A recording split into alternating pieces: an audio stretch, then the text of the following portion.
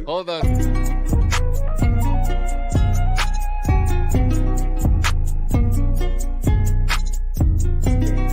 Case openings? Case openings? Wait. A ton of money from is that hold on, it's my closing they thought. actually everyone's saying they ran out of 3 because they feel it's profitable.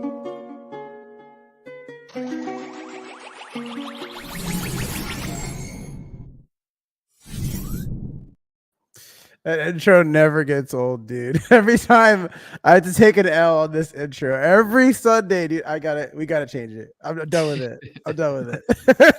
A classic, man. You I've can't been do taking L's for 47 episodes straight. What's going on, I'm a everybody? fan of it. I'm a fan of it, man. that. How's everybody doing? This is episode 47 of the Catalyst Effect podcast. We have our special guest here, Aaron from Futureverse, the CEO of Futureverse. How you doing, my friend? Good, man. Amped. Yes, sir. Glad yes, to be sir. back.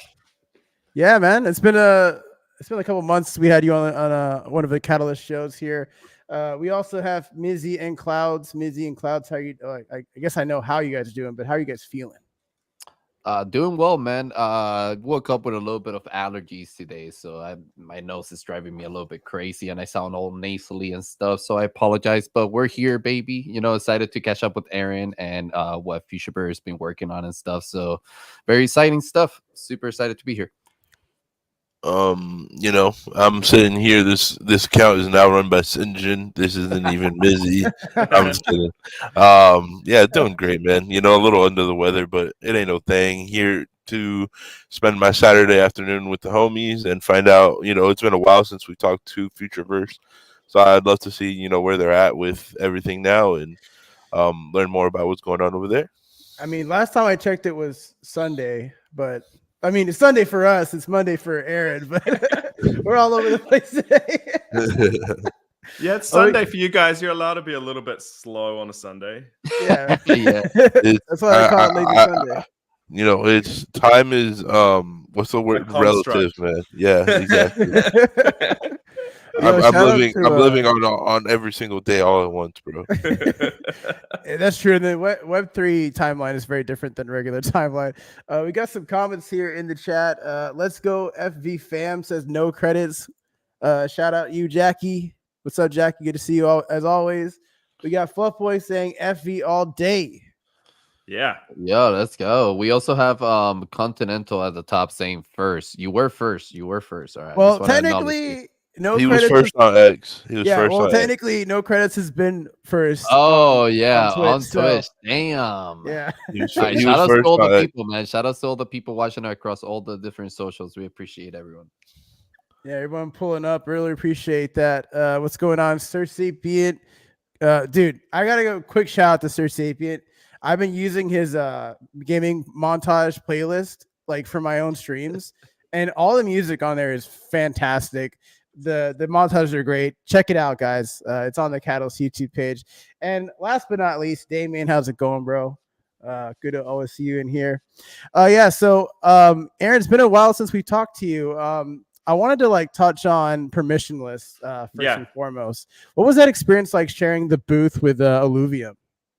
Yeah, it was cool, man. Like the Illuvium team's really chill. They're building I think quite a high quality product. If you look at what's been put together with them, they're trying to do something kind of similar to us in a more contained way, which is like show how Web3 can deliver interoperability between gaming experience, which means like we're kind of on the same mission together to make Web3 gaming meaningful. The booth there was like amazing. We had ourselves, Polymos, and Illuvium all showcasing bits of our ecosystem and how they would interop with each other. We had Promptopia there for the first time, which was really cool to get it out and see people playing with it in the wild. So it was a fantastic opportunity to like put a stamp, I guess, down and say that Web3 gaming is a little bit different, and here's why.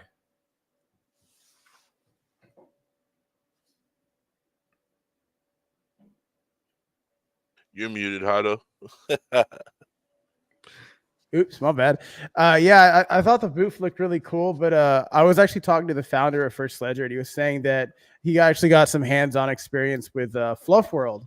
Yeah, with the Promptopia experience. Yeah, so we had, so what we did, so within the Futureverse, there's like 3 big, like I would call them like our big 3 in terms of gaming experience. There's the Third Kingdom, there's the Readyverse, and then there's Open.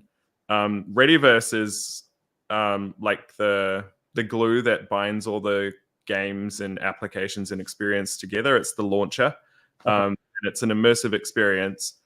So you can go in there, jump into, say, Parsifal's garage, and then hang out with your friends, just like we would be doing here, and then jump into a game from there, like Open, for example, or Illuvium, and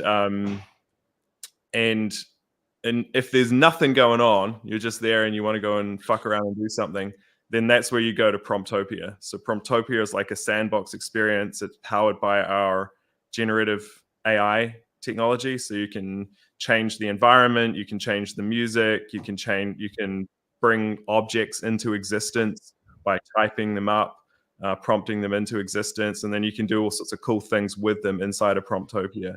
So like imagine if you could like prompt Roblox, for example, that kind of thing, but with way more creative freedom mixed with like first person shooter type mechanics. It's pretty cool, little fun default experience inside of the Readyverse.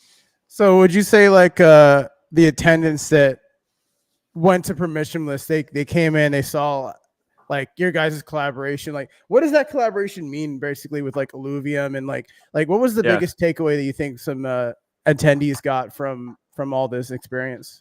Yeah, I hope they walked away with a couple of things, and this is kind of the point. And permissionless is much more of a let's call it institutional audience than say consumer. So we're trying to like educate the industry on why Web3 gaming matters, and that this space is interesting and exciting, and it has just as many cool things to offer as say DeFi, for example. There is real shit being built by real people that's high quality, and there is a meaningful Web3 element to it. And so that's what we wanted people to walk away with, understanding high quality stuff is happening. It's now kind of, not like it was a few years ago. There's some really great stuff coming out. B, it's meaningful stuff. Like this interoperability is a real thing, and it's something that has the ability to change people's perception of gaming in Web3. And C, it can be fun. There's a new layers of fun that you can have by connecting with other communities and including them in this open gaming vibe. And I think we did a really good job of that. Like the keynote hit home on those points. People got to come and see the experience live. They got to see Illuvium's Ranger inside of Promptopia. They could get to understand how Polymos's lending platform can supercharge that interoperability experience. If you have things that you love and you own and you can take them to lots of places, then there's going to be more people wanting to like lend and borrow. And so really try and turn the corner a little bit on the perception of open gaming and Web3 gaming, both for the industry but also for consumers out there. That's really cool that you guys are exploring that, right? And it's really cool to see. It's the point. It's the point. Yeah. Without that, there's like really nothing different about Web3 gaming other than ownership, right? Like you can do all of those other things that happen inside of Web3 games. You can do marketplaces. We've done that before. You can earn digital goods. We've done that before. You can trade digital goods. We've done that before. There's like the thing that makes Web3 special and has always made Web3 special since the Bitcoin white paper was written is owning digital value online. Yeah. That's it. That's the whole point of solving the double spend problem, is owning value on the internet. And for gaming, in most of the time, it's not true, because it's been like owning something. Like I always use this analogy, and the community out there will be sick of hearing it, but for those who haven't heard it, it's really powerful. Like ownership in Web3 gaming has been like owning a dog that lives in your neighbor's garage.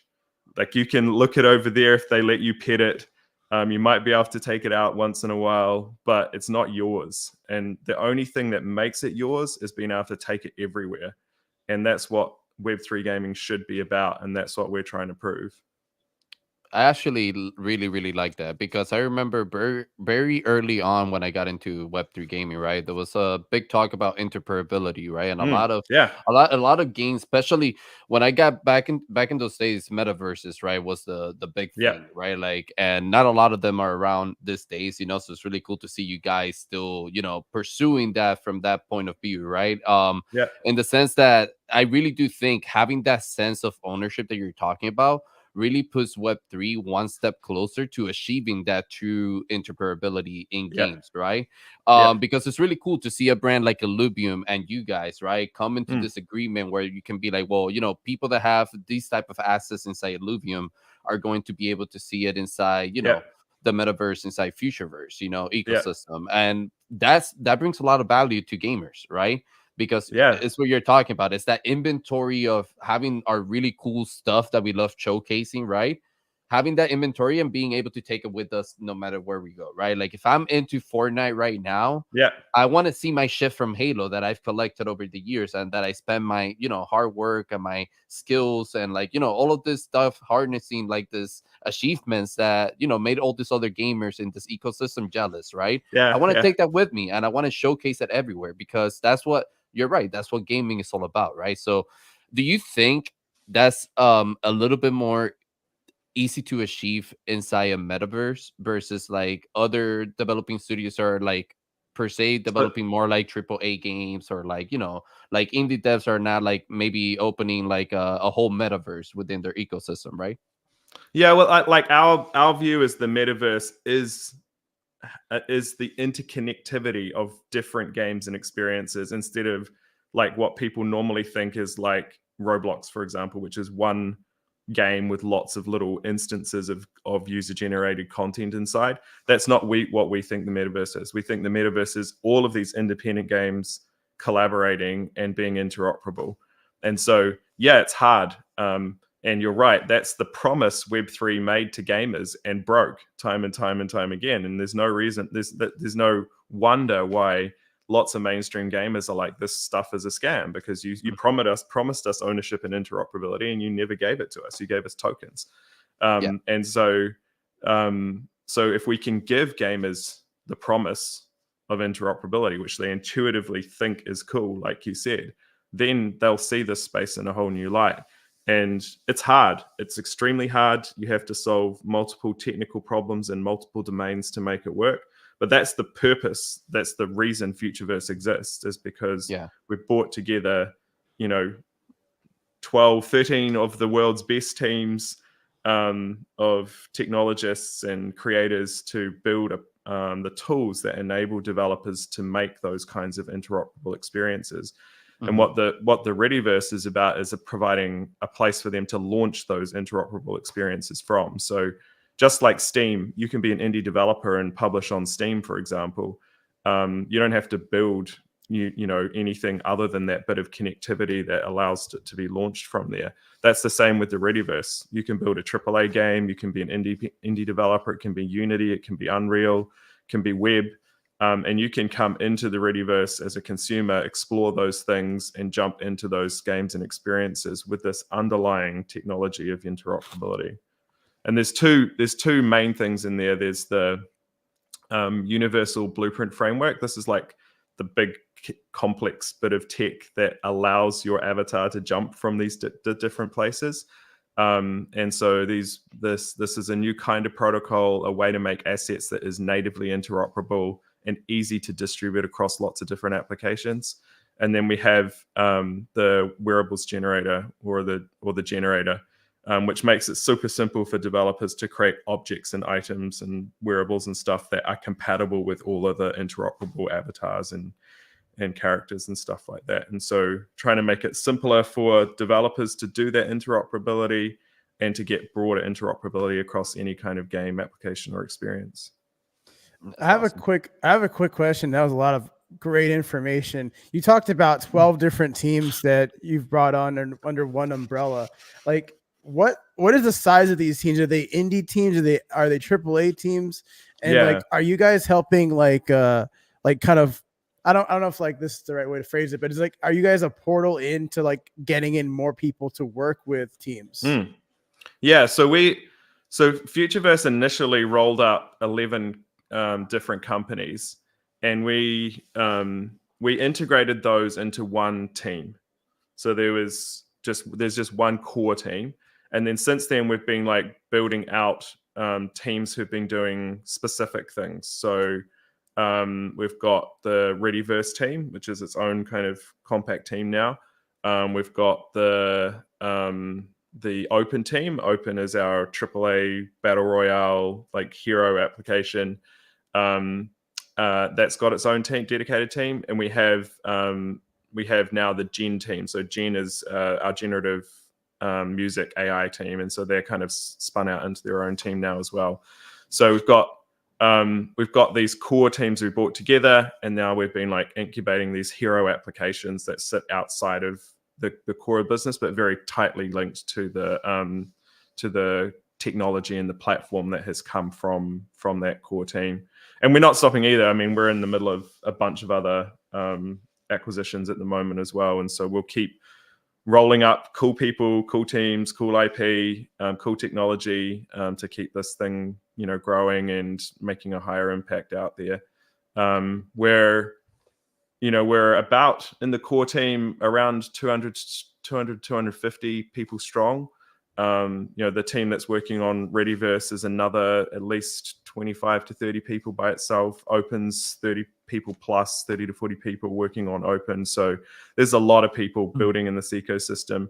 But now we're at a point that's like, is that inflection point where we've got all these underlying systems and we've got the front ends of these growth engines starting to come to market in the next 3 months or so, and now we can really start to include as many developers as possible. So if you're out there building a high quality experience in open gaming and you want to showcase interoperability, then you should be hitting us up now, because as we start to build out into that launch in the first 2 quarters of next year, we're going to want to bring as many high quality projects on that ride with us. And that's really what the Illuvium collaboration was about, was like showing high quality projects interacting with each other, fulfilling that consumer promise of interoperability.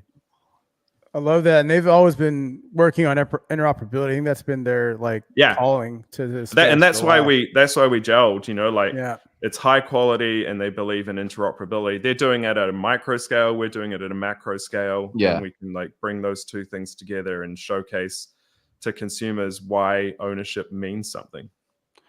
Yeah, and Aaron, I wanted to ask you real quick, because it's not often that we have a team like you guys, right, where you have so many people working into this ecosystem, right? And I wanted to ask you, have you guys come into any barriers when it comes to finding a balance to release dates, right? Like, how do you find a balance to make sure that there's no complications when it comes to marketing or consumers, etc.? Because I would love to get your perspective on that type of topic, if possible, because it's not man, keeping it real. Nobody's perfect out there, and we've done great things and we've fucked some things up too, and we keep learning. And I have this mantra, which is build, ship, learn, improve. That's the only thing you can do as a founder, and that is the key to building great products. And sometimes all of those things go well, and sometimes they don't. But every time it's that same mantra. And we're a ship fast team. We like to get stuff out there. Maybe it's a little bit rough around the edges. We want to see how these things interact with each other. We want to see how people use them and get them into people's hands so that we can figure out with real data what we need to do to make it hum. And we do have this really lucky thing, I think, and not lucky, but awesome thing about Web3 is that you're building with your community on that journey. And so you get to learn with them before you go and blow something up and try and make it ready for prime time. Especially when we're doing things that are intersecting between complex domains. And so it's not just going out and making one game. That's hard, and doing that well is hard. So props to anyone who's out there doing that. But we're trying to make systems and protocols and platforms and games and experiences all come together at once. And so it's a little bit more challenging, and it takes a little bit more of that iterative approach. But now we're like at the tail end of a lot of that experimentation. We're starting to get into the kind of meat of like ramping up into the consumer side of things, and that will take a different beat, different cadence. And so launch times, launch windows inside of this stuff will go through more formalized, early alphas, closed groups into early beta, into like more production, open access, and then into marketing ramp up, and that will allow us to kind of minimize the impact of any of those like steps of iterative learning inside of those different windows as we get like deeper into like consumer onboarding. But I think like the key thing is, and this is not just me saying this is kind of well-known science in the realm of building stuff. You can be excellent at everything, and ultimately Lady Luck still plays their card. Serendipity is a big part of success, and so you just have to be consistently refining, improving, and being there for that time when serendipity hits you as well. Dude, love that answer. I think we can all relate to that here in this goal, because we're very much I think the rest of the guys can tell you, like, we're very much building in the open, like you guys, Yep. just like testing things out constantly, and they're not definitely perfect by any means, and the more feedback we get from our community and the people that are interested in what we're building, the more we perfect those things, so it's really cool that you guys are yeah, I mean, we building had that way, this man. we had this little bit of a false start with the Third Kingdom, which is our simulation strategy game and resource material world building game, and it's never a proud moment to get something out there and not have it work exactly as you want it. But what was the proud moment was, the core community got behind that and said, hey, we'll help you test it. We'll help you figure out what's not working, and you can do as much testing as you like in environments leading up to production and putting it on the market, and sometimes it still fails. Like, you don't know what you're going to get until it's out there in the wild and real people are using it. And it's not just us, like trillion-dollar technology companies do the same thing. They occasionally fuck up, and so having that feedback was so valuable, because it gave us all the data we needed to go back and fine-tune things and get ready for the full launch. Hey, speaking of Third Kingdom, yes. Let's bring up that trailer real quick if we can, Clouds, because I want our audience to see that. Is there anything else you could tell us about this game? Yeah. So it's designed to do a few things. It's supposed to be a fun strategy simulator where you're collecting resources to improve your status, and as you do that, you get a bigger share of a big rewards pool. So there's 300 million plus root out there in season 1 available for people to win, and what's happening under the hood is that people are bootstrapping something called the material world. So if you think about interoperability as a core goal within Futureverse, there's like 3 areas of interoperability that we're building out systems for. One is what we talked about earlier, like content interoperability, avatars, assets, wearables, that kind of stuff. 2 is AI interoperability, which we can talk about later if you want. And 3 is this kind of resource interoperability. So the theory is that if you want to have interoperable gaming experiences, you need some like core substrate of materials, because every game out there has some kind of resources inside of it, whether it's like gold or stone for crafting or some kind of like energy or those kinds of things. And so we developed this protocol called the Material World Protocol, which allows people to create interoperable items and resources that can be used across multiple games and experiences. And so think about, gold that can go from one world to another, for example. There are two parts to doing that and making that successful. One is to create the data protocols so that people can plug into those resources and take them and do things inside of their own games and experiences. And then there's the economic layer.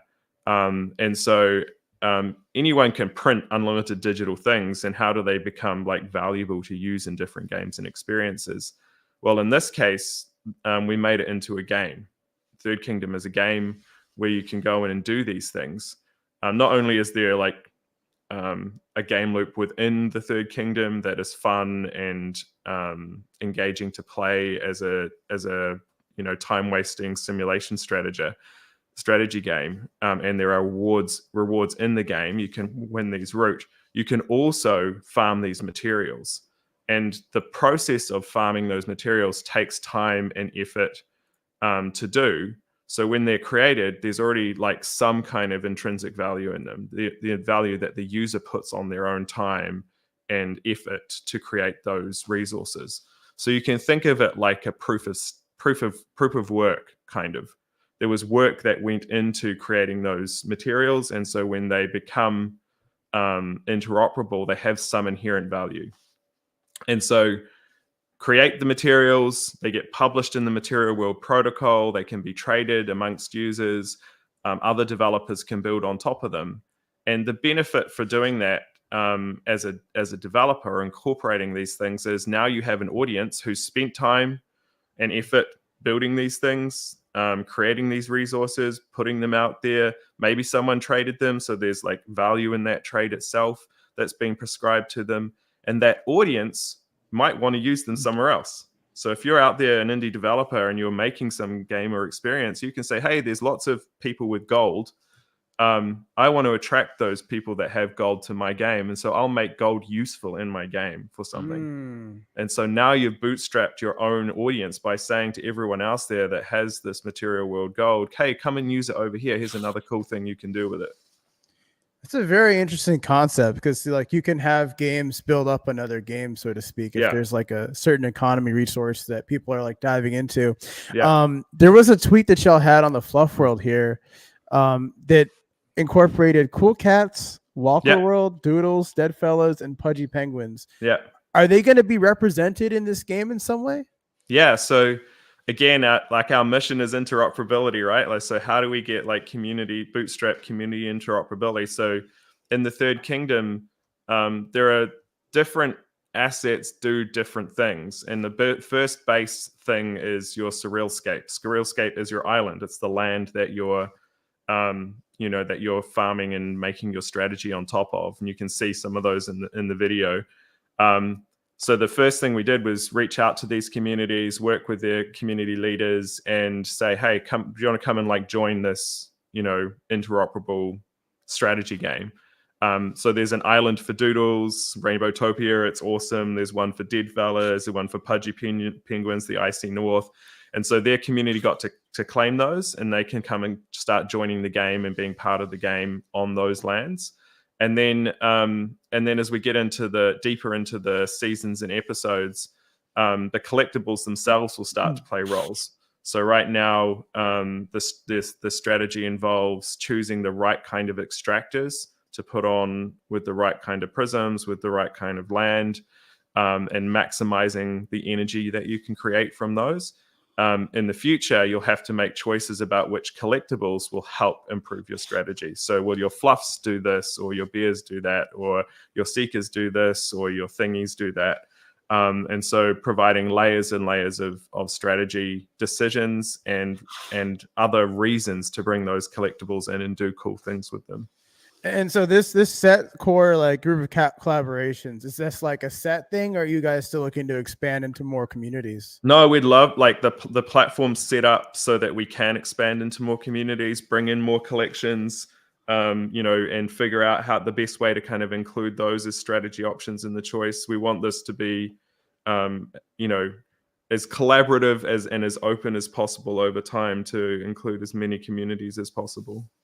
That's awesome. I love that. Really, really Yeah. cool stuff. I really love the concept of bringing interoperability in the currency side of things too, right? Like the Yeah. in-game currency, because Yeah. oftentimes, like you play games, right, and then you run out of content, or the game runs out of content inside of the game Yeah. for you to spend that currency, right? Yeah. Or you have to wait until the next patch comes or the next DLC or whatever it is, right? So if I'm able to, like, while I'm waiting and grinding and collecting more in-game currency in there, I can also take it to another game that's interoperable, right? And Yeah. like spend my currency in other items in that game, you know? So really cool approach from you guys, man. You guys are building a lot of like interesting like concepts to gaming in general. Yeah, it's right. And I think the idea of that has been around for a while now. And I think conceptually it's something that, like you said, makes a lot of sense, but we haven't really seen it play out in genuine kind of interoperability. And it's really exciting to see, you know, this week where we'll be releasing the new patch, and in that patch, the first time people will be able to take those materials that they've been farming in game and make the decision of whether to mint them as tradable, you know, resources that can be consumed in the material world. And that strategy decision is actually part of the game as well. Do you want to increase the supply in the marketplace or not? You know, Right. those kinds of things that players are making decisions around to try and figure out the optimal strategy to bootstrapping this material world. So is that opening the door to like a bit of governance for Yeah, the it player is. side of things? Totally. Yeah. The players are absolutely in control of supply and demand. So that's something that is like core to this, is that they determine what exists and doesn't exist in the material world. Other developers, when they build their experiences, can help, you know, make those decisions too. Maybe in this game you burn gold, and Right. so then it's gone from the supply. And we already have a bunch of studios that are building around, you know, starting to get into the docs to build around this concept with us to figure out how they can participate in that global resource economy too. I do want to shift gears. We talked about it earlier on the pod, talking about Open, the battle royale game. Klaus, if you could bring up a trailer on that. I just want to get some more in depth into like what kind of like battle royale game are players going to expect to get into? Yeah, I mean, I think it's gonna be super fun. I mean, there's layers to why we think it's going to be a little bit different than what's out there. I think one of the core parts of this is that it's based in new lore. So those of you who don't know, we're collaborating with the creators of Ready Player One to bring the story really of cool. Ready Player One to life. And Open is the first big you know, hero game experience of that world. And so Open has been co-created by us and the Walker Labs studio. It's a Readyverse project, and we're the publisher, but they are building this fantastic team up in Stockholm. You know, some of the best veterans in the world in their industry in game building from all of the big AAAs that you know and love, combined with an original story from the Ready Player universe. And so Ernie Klein has been writing this original story. And essentially, if you think about the way creators they create for the specific medium that they're going to publish in. So when a novelist writes a novel, it's for books. It's made to be consumed and read by someone who imagines everything that goes on in their own head. Then you have movies, right? And that's kind of slightly different. So you can't just take a book and drop it into a movie. You have to write a screenplay, because movies tell the story in a different way.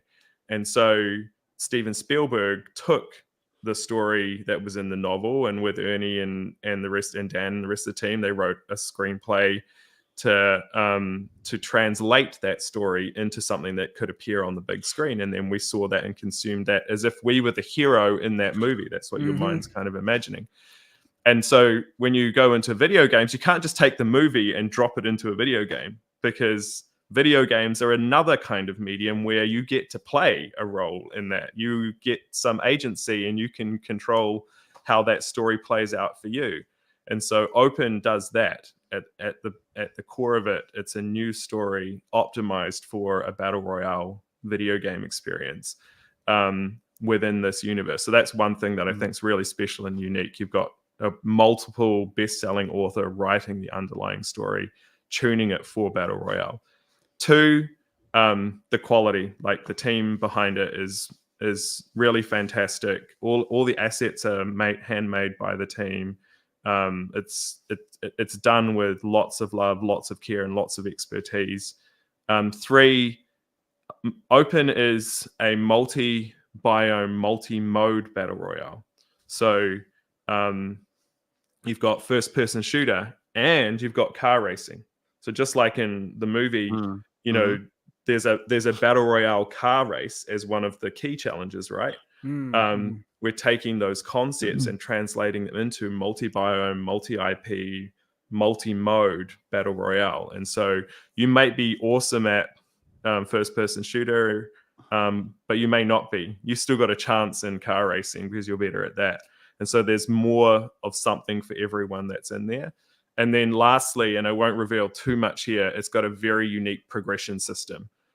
So there's really, you know, really good incentives for hardcore gamers to be the top, you know, become the top players inside of this experience.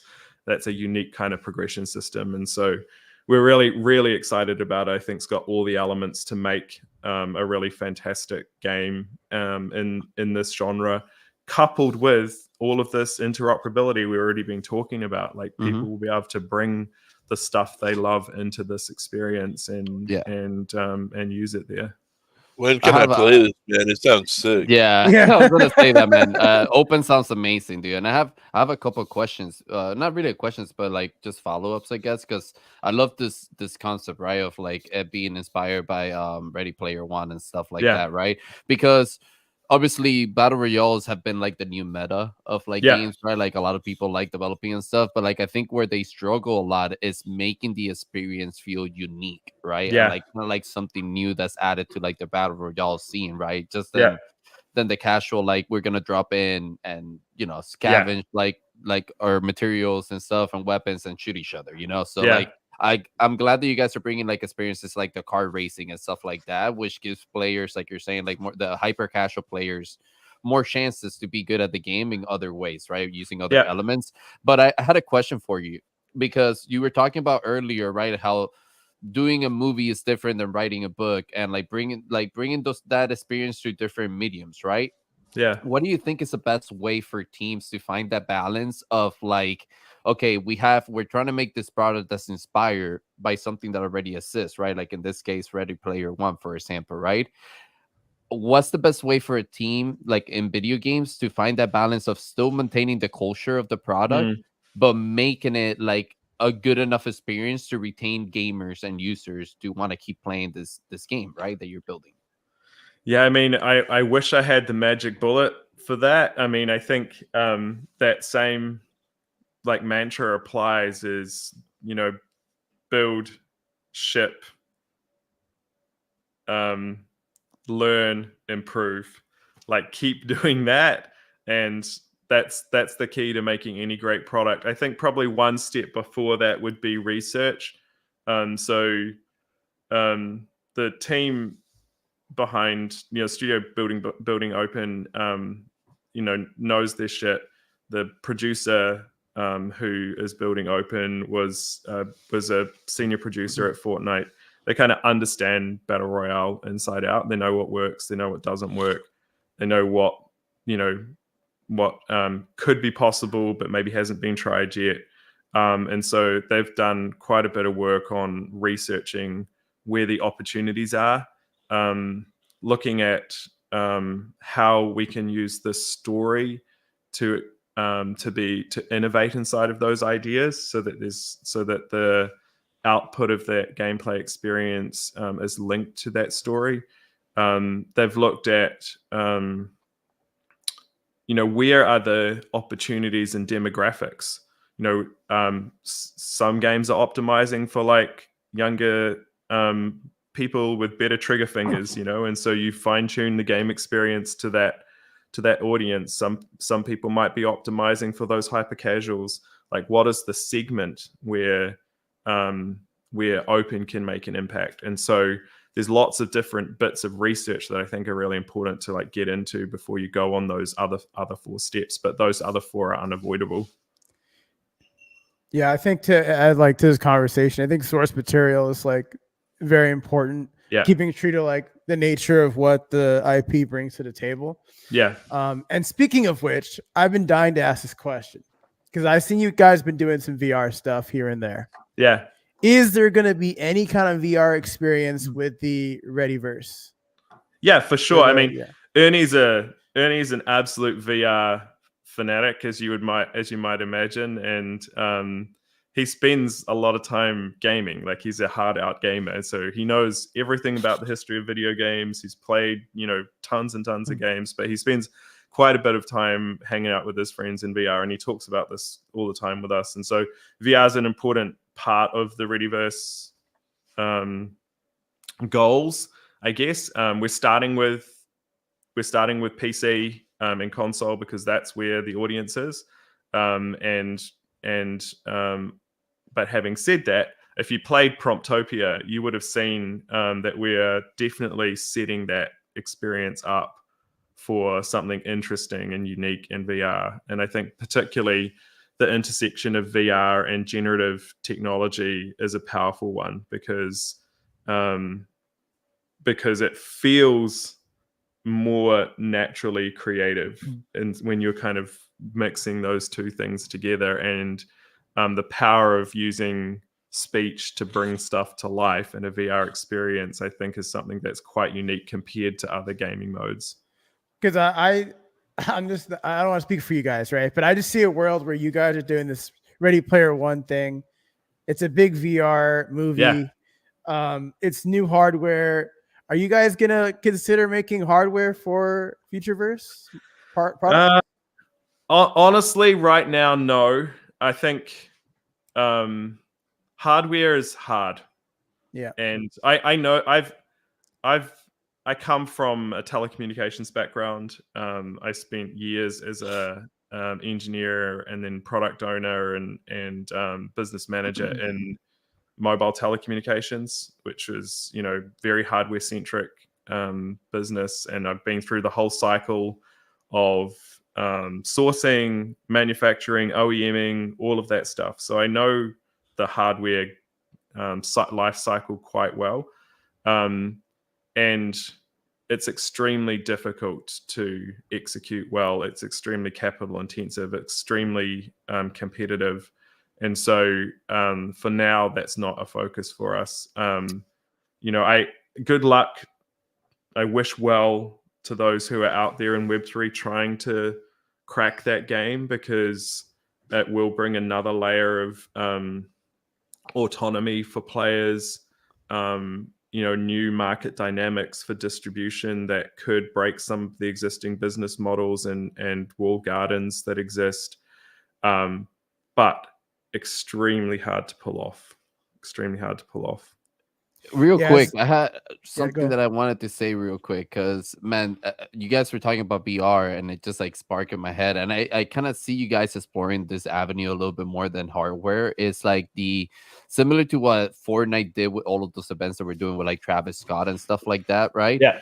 And like building experiences like that, because I do Yeah. feel like metaverses are like the perfect like spot to build events like that, right? And like provide that type of experience. And I think if you combine that with VR, it would just blow up. Like, massively. I think that's like the social experiences are a really interesting part of it, and I think, like you said, the hardware threshold in terms of user adoption is still not there mainstream yet.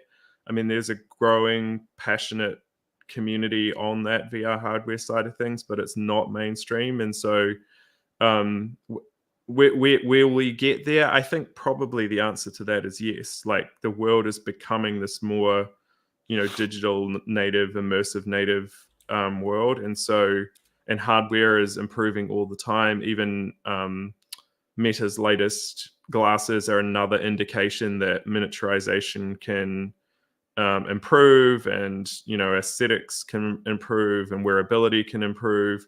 And so we will keep going down that path as a society, and even to distant future where well, maybe not so distant, where something like Neuralink is already interacting with game modes and successfully showing that thinking can be a game control mechanic. So there is no doubt that will progress over time, and we want to be part of that growth and part of that experience, but also make sure that we're really accessible for where the audience is today. Quick question going back to Open real quick. Do you guys have like a time frame on when that game is going to come out for alpha stage or beta stage, whatever comes out first? Yeah, so we're looking to have like an alpha playtest this side of Christmas. I mean, I'm playing it already. And so it's there, it's real. The launch will be next year, and we'll probably like I said, kind of boot up different modes towards that fuller launch. So start with something a little bit more contained, move into something a little that's testy but a little bit more open, then move into like a proper beta launch phase that will have like that kind of invite only or early adopter, and then full marketing launch towards say Q2, Q3 next year. Awesome, man. Gotcha. I would love for the opportunity to test it out with you guys. If Sure, possible. man. We'll put you on the list. Yeah, man. Put me on that list, man. Let me know how. Man. How can we get on top of that list, man? Apparently, Mizzy signed up for the alpha during this. Let me in. That's why you've been quiet. Yeah, if you're out there, go to visitopen.game and or readyverse.com and put your name on the list, because that'll go into the mix for how we select those different phases too. We are definitely getting on that list. Oh, look, Missy's putting the link in the chat, everyone. So if you guys want to give it a go, make sure you go visit that link. Visit Open. Visit Open. Yeah, sorry, I couldn't read for a second. Visit Open, that game. That game. Go check it out. Happens to the best of us, man. We do have this long, lengthy question here from Phoenix Cruz. Says, is this a 10 years down the line, I guess, type of project? I like the Futureverse aim high. However, the execution is slow, and I realize it takes time to build. What does Futureverse have today that will appeal to gamers? Off the grid is happening here now. I don't see anything in the Futureverse ecosystem that even comes close to in competition. So what do you say to that?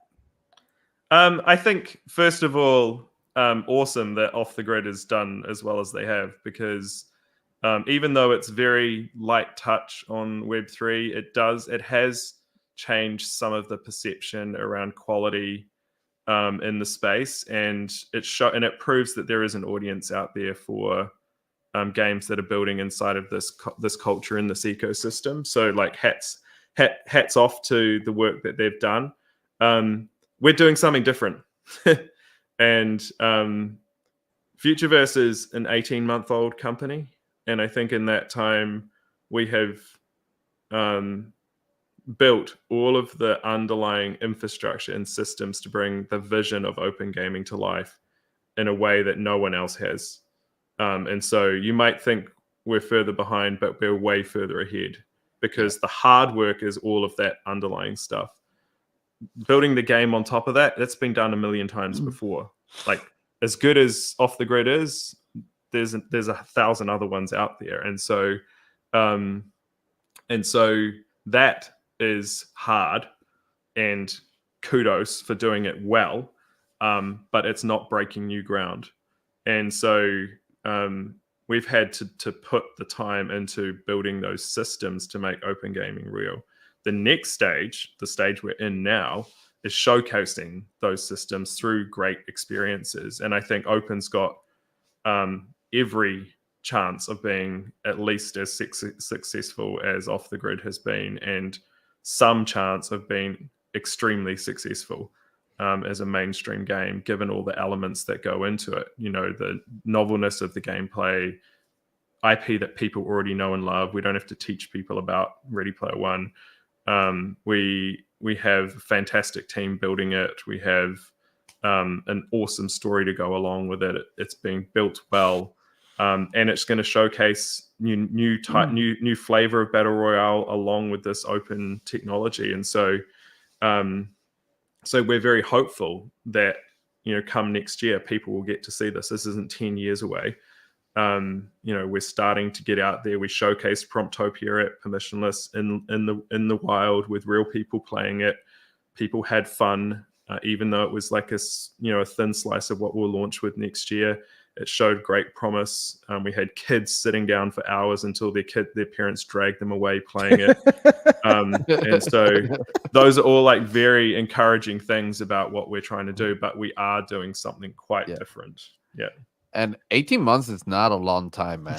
Yeah. Kudos to you nothing. guys. And I will say it's okay. It's okay to take your time building, as long as it takes.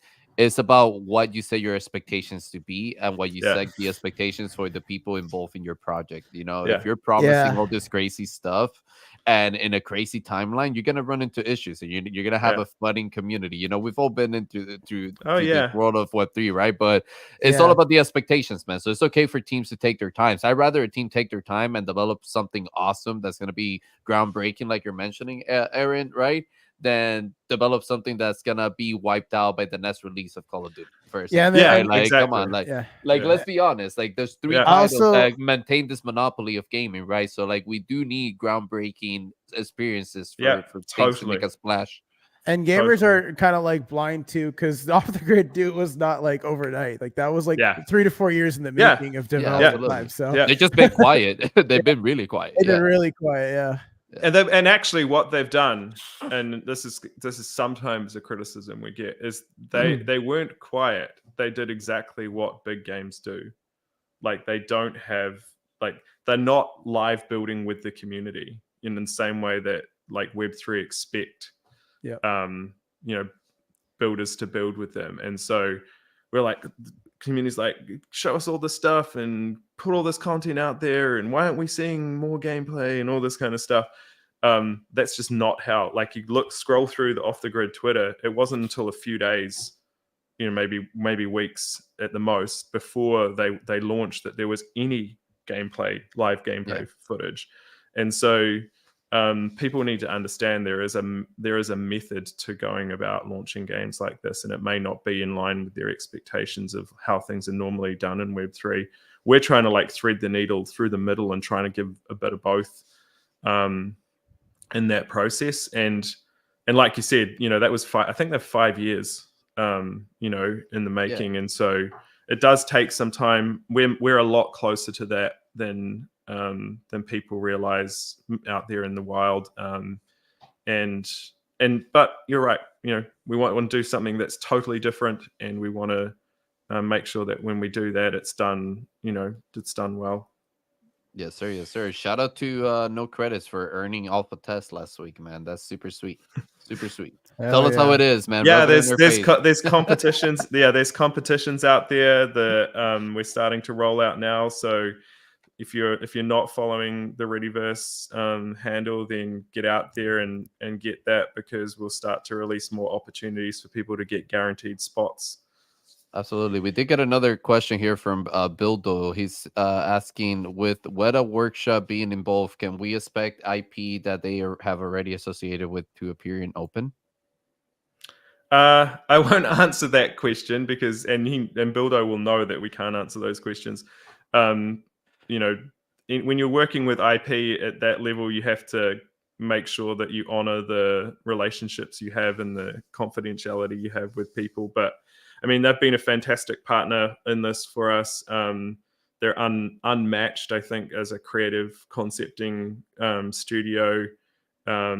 You know, producing some of the world's biggest bangers in terms of fantasy worlds and experiences, and we're really lucky to have them as part of this journey with us. They have been working really closely with Ernie on visualizing for the first time ever stuff that has come out of Ready Player 2. So the story of Ready Player 2 is a central part of the open journey, and Ernie has got to see the characters from that story come to life for the first time, created by Weta, and that's been a really fantastic experience to for him to go through, and for us to see the outputs. They look amazing. I think they're going to light up the game. They're going to be cool.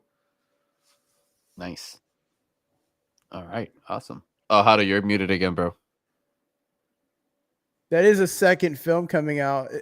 Is that confirmed to be coming out soon? We don't have a date or timeline externally confirmed, but Steven did seems to have confirmed earlier this year that he was producing it. So studio's going to do their thing, and Dan and Ernie are going to be along for that ride, and we'll be along for that ride with them. There's lots of like really great cross-media opportunities with this franchise, both within the Ready Player 2 movie opportunity, also with the story that's been built for open. There's some exciting things the team are working with there, and so I think you'll start to see this pop up as a multimedia cross-media platform experience that will reinforce the audience and bring more people in and give it longevity and all of those cool things that are important to making a franchise. Awesome. Looking forward to that as well. Let's hop into a quick ad break, and then we'll be right back, chat. Chat, yeah, I'm talking to you, chat. Did you guys know that Arbitrum's got some fire games for you to try out? From racing and kitty kart to battling and golden ties, Arbitrum's got it all. Want to be a pirate? Pirate Nation is calling you. Feeling adventurous? Explore Meiji on the Zai subnet. Or if you're into strategy, Maelstrom on the Uprising chain is your jam. Don't take my word for it. Try it out for yourself and level up your gaming life on Arbitrum today. Warning, these games give you too much hype. Follow Arbitrum Games for more. Crypto Hado approves this message. Hey man, great job there, bro. That was like the best 80s infomercial I've ever seen in my life, I'm trying to stay on brand with I'm downloading Arbitrum right now on my phone, bro. I'm trying to stay on brand with Catalyst TV. No, listen. Shout out to Arbitrum. Thank you for being a sponsor of the show. We appreciate you a lot. Make sure you guys check out all those games that Hado was doing in that skit. I feel like we should sponsor Arbitrum now because we got that video out of Hado. Bro, that was crazy. What was it? It's called B-roll. What do you mean? It's B-roll. Shout out Arbitrum for getting that dance out of Hado, bro. That was great. That was a dance that Jesus Martinez used, bro. Like Hado was just like, I'm gonna give you this. Bro, that little fucker doesn't know that I'm gonna find him at a live event one of these days and make him dance, bro. He's never gonna see it coming because he don't know what you look like either. So exactly. I'm gonna just pull up to him and be like, "Dance, bitch." Yes, I do approve that message. Yeah, I want to talk real quick, Aaron. Getting back into Futureverse. I want to talk real. Oh, I think you froze there, man. Yeah, I'm here. No, not you, Aaron. Hado froze. Well, can you guys hear me? Yeah, we hear you. All right. While I fix that, we want to talk about the questing, the feature like on Futureverse. So, like, can you tell us how that's going? Like the questing. So within Futureverse, there's in the ecosystem, there's a thing called the Future Score and Future Quests. Future Score is a way to essentially earn points, and those points are based on the collectibles you hold and how long you hold them and their rarity and the things you do with them. And so you can earn Future Score by doing all of those things, and then once you have Future Score, you can start to participate in quests. And quests are like this way of helping us test stuff out generally. Like we want to launch a new protocol or a new application or encourage people to try out something new that a builder is building in the ecosystem. They can go and do these quests, and the rewards they get from the quests are dependent on the score that they have. So the higher the score, the higher the rewards. We're actually in the process of revamping this whole system.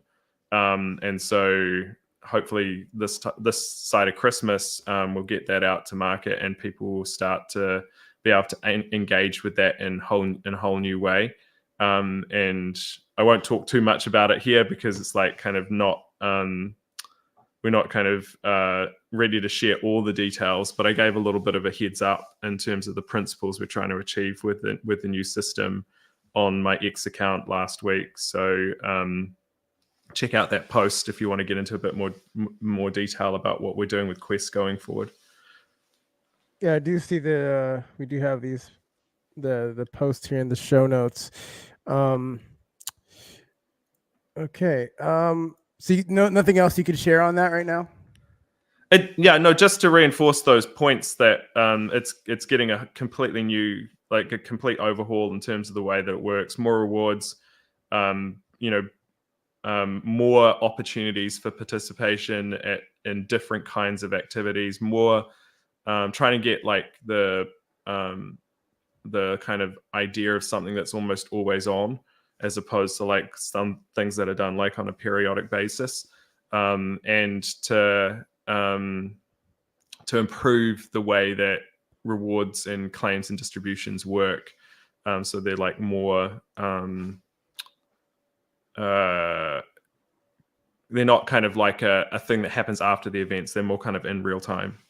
I guess the other question I'd have, like as a follow-up, is this more so for developers that are building on Futureverse, or is this more so for like just the general public? Yeah, but both. And in the new system, there's new ways for developers to engage as well. So part of the quest has been to try and encourage people to try out things that developers are building in the ecosystem. And so we want to try to amplify that as well. If people are building, give them an opportunity that's to participate inside of this new system, and start to attract users using that system to their players, or players to their games and experiences and applications. So lots of learning from the community, speaking to people about what they've seen out there that's been successful, learning from those things and researching those things, and trying to bring them all together into a new questing experience that solves some of those challenges that we've had in the feedback that we've received, but also provides like opportunity to learn from what's been successful in other ecosystems as well.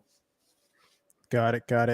Another thing that you guys are working on in the Futureverse is an AI music generator called genmusic.ai. How has that been going? And have you seen that people are using this to kind of like facilitate sound effects or music into the development process? Like what's like the outlook from that?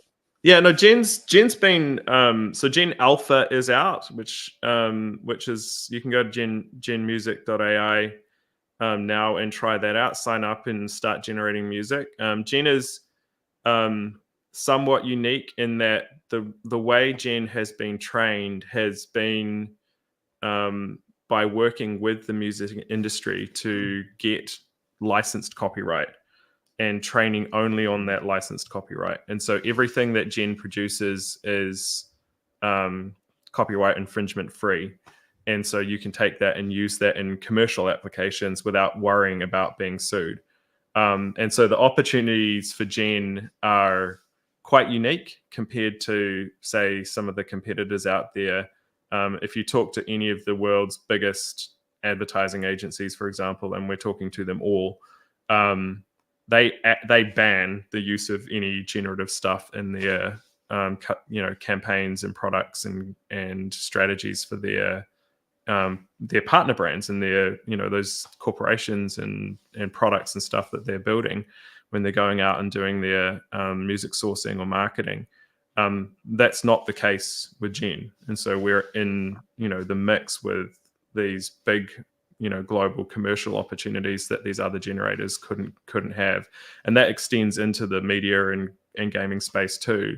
If you're a publisher and you're wanting to include generative AI in your experience, and there's some cool things you can do with that, you don't want to get sued. And so So Gen has this quite unique opportunity when it comes to this type of generative model. And Shara's been, who's my co-founder, has been working really hard with the team to across all of the facets to get it ready for the beta launch. The product is fundamentally different. There's a lot more that you can do with it.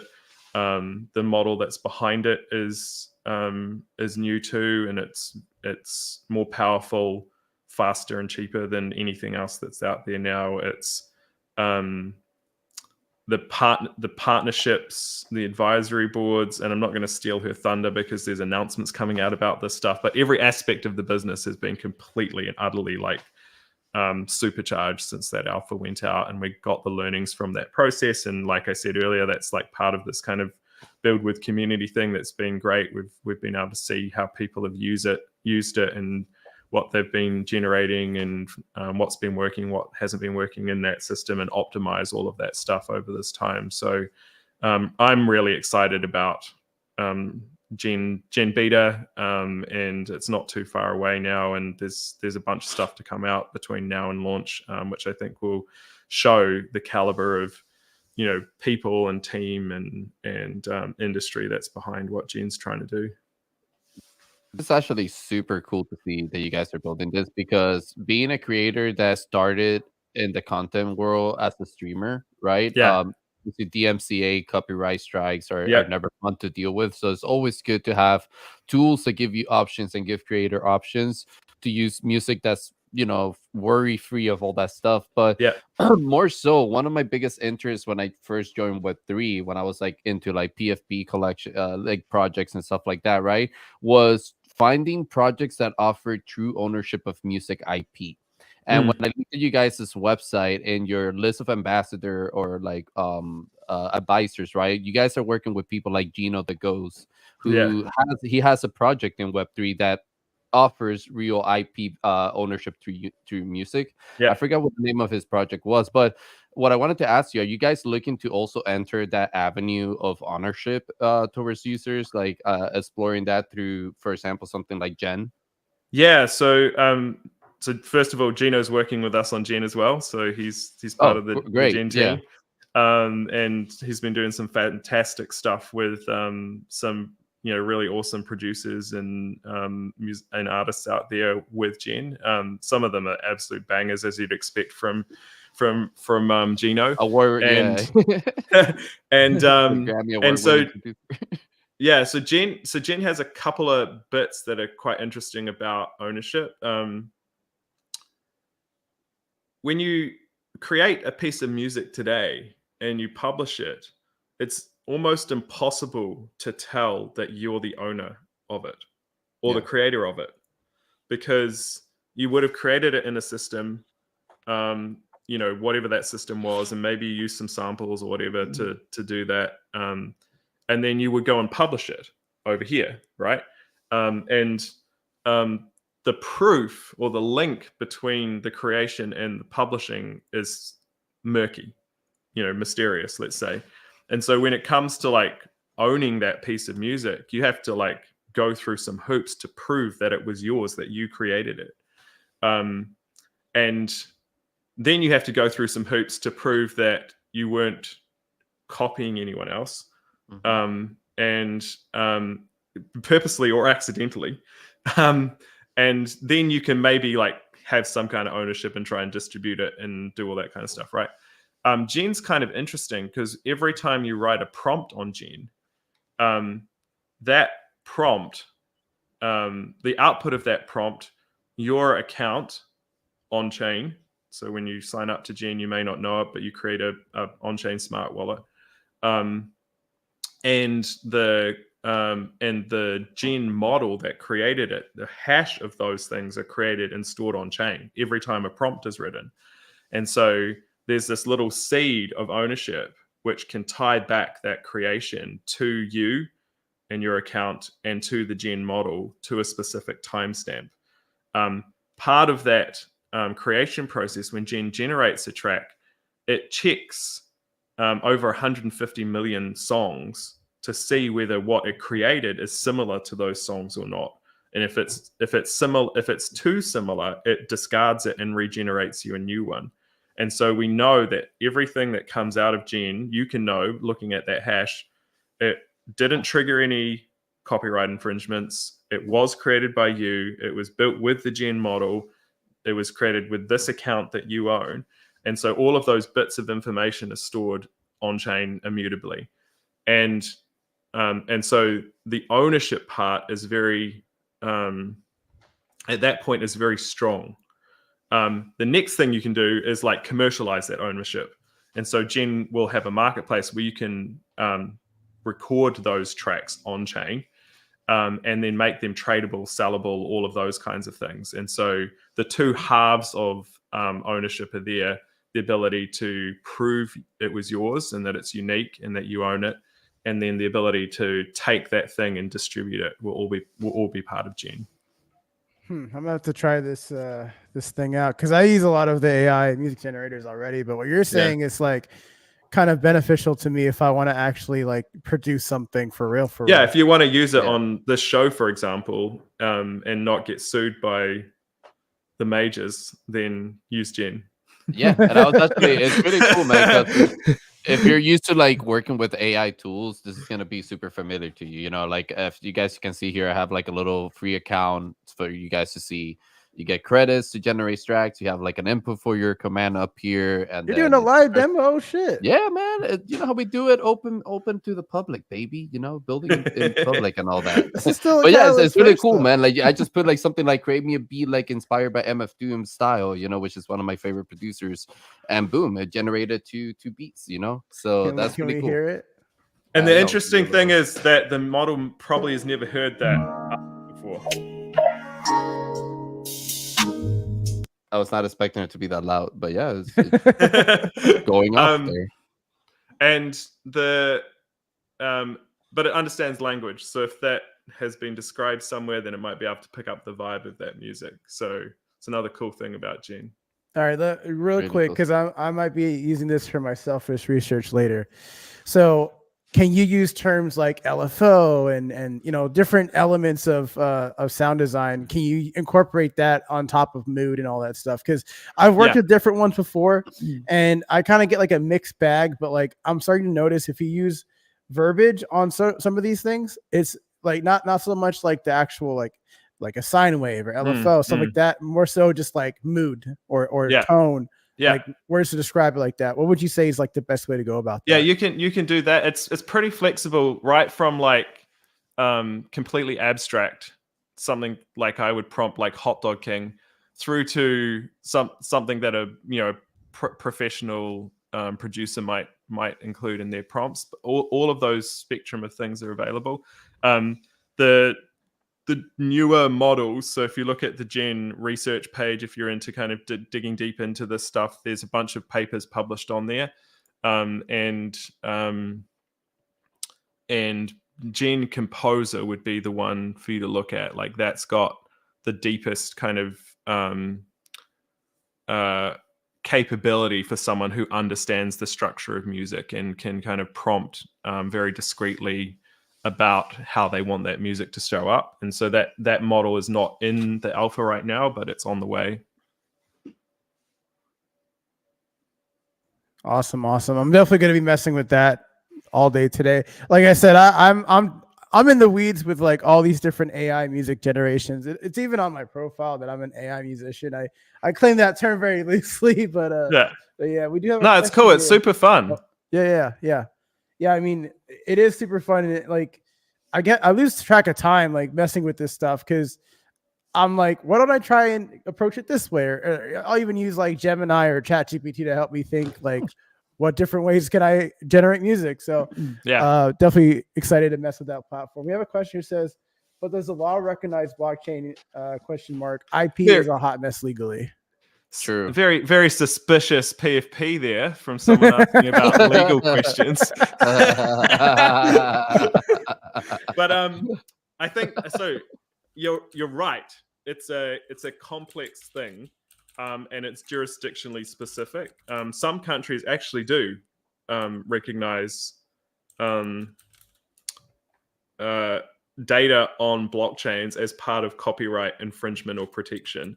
In fact, surprisingly, China is one of those that does this. And I spent quite a bit of time up with the Alibaba team in China, and they showed me the system which allows people who are creating things and selling them on their e-commerce sites to record their creation, and it creates an entry on chain, and that then is used in product screening. If someone else tries to upload a similar thing, they use vision models to detect if that thing is similar and check the timestamp against the on-chain record, and if it's published after that time, that flags the account as possibly infringing. And so the best way to think about it is, if you go through a copyright infringement dispute at some time, no matter what the jurisdiction is, you'll have another piece of evidence. You've got a tamper-proof timestamp of the track, proving that you own it, a hash of the actual generated output that people can use as evidence to back your claim. Now, whether blockchain is specifically recognized in law, quote unquote, in any one jurisdiction, I think is less important than being able to build a case that shows that you have evidence that it was generated by you in this system at this time. Pretty good answer. Your response was steady, lads. We also have a comment here from Addis saying the fact that it compares itself to existing music is insane. I guess a really quick follow-up to that. If someone does make an AI generated music off of someone else's work on another website, would it flag it as like would it flag someone, it? Yeah. If my friend. Yeah. So Gen, one of the features in Gen is the ability to modify an existing piece of music, and so we can screen inputs as well as outputs in that process. Yeah.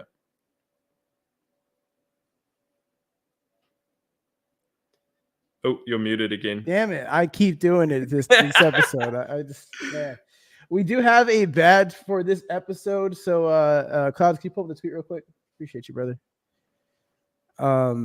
Now Clouds is muted.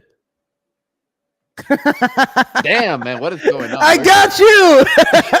We gotta put that on our next reel for the opening. That's going in the reel. I'm marking it. All right. Listen, I just dropped the link in the chat, guys. Make sure you guys go claim your badge. It's super easy. You just click on the link. You can sign in with Google and then just hit claim. It's going to be for free. It's a super cool badge that we do for all of our guests that come through our shows. Just like what you see here on the screen, this one's for Futureverse. We do it in the style of like the PlayStation 1 and 2 game cassettes, and this one is all for you guys, man. I hope you guys enjoy it. Hopefully the community vibes with it, and yeah, guys, make sure you go claim it. This actually is going to have value inside the Catalyst ecosystem at one point. We just can't say anything about it yet, but it is going to have value. So make sure you start claiming those and start collecting them. Absolutely. And I did want to ask one last question for you, Aaron. So when it comes to scouting projects for Futureverse, what does that process look like for you guys? And are you open to continue building with other people? Like what does that process look for you guys? Like when it looks to comes to scouting? Yeah, I think like we're super open to it. Particularly if you're building, like I said earlier, something that's high quality and wants to be kind of interoperability focused. Like that's where I think we're the best home for projects, where we can showcase, help you showcase that interoperability and use our technology to bring your thing to life in its best version of itself. We're more than just a blockchain. We have this really great network, the Root network, which anchors a lot of this stuff in, but we have a lot of tooling on top of that can help people build really great interoperable experiences that those tools aren't available anywhere else. And so if you're a developer, please hit us up. Especially if you're building something that's high quality and designed to enhance interoperability for players. And we can get you connected to the network, get you access to those tools, work through putting you inside the Readyverse and publishing alongside some of the world's best IP and brands and experiences. So really open to that. Oh yeah, guys, and it's still only 18 months out, so you're still early if you get into this stage. Honestly, building this awesome world that is the Futureverse. Aaron, thank you so much for coming on today's show. That is going to wrap up today's episode of the Catalyst Effect podcast. Clouds, Mizzy, any closing words? Nah, man. Thank you, Aaron, for coming on the show, man. It's always a pleasure catching up with you. I'm super excited for everything you guys are building, man. I'm super excited to get into open and try that out. But nonetheless, man, you guys are doing great work with Metaverse and everything that you guys have going on. So keep it up. Excited to see it build out. And yeah, thank you for coming on the show. Yeah, we gotta have you back here. We gotta have you back here whenever some more stuff comes out, so we can get in more of it. Yeah. Let's do another one when we get your guys playing in open and do a show on that. That'll be fun. Hold you to it. Aaron cooked, man. I can't wait to experiment around with all the things that you guys are building at Futureverse. Thanks, man. And I can't wait to try out open. I went and signed up, so make sure you accept me and let me in there. Yeah, I'm definitely looking forward to the next year that you guys have planned out, and likewise, playing around with all the tools and the games. You guys have done a lot in 18 months, man, and I think it's definitely something that's going to be paying off over the next 18 months for sure. Yep. I agree. Yep, totally. Big props to my team out there. I know some of you will be listening. You guys put in the hard yards and do the cool stuff. So I just get up here and talk about it. All right, guys. We'll see you next week at the same, different time, normal time. We'll see you next week, guys. Peace. All right, peace.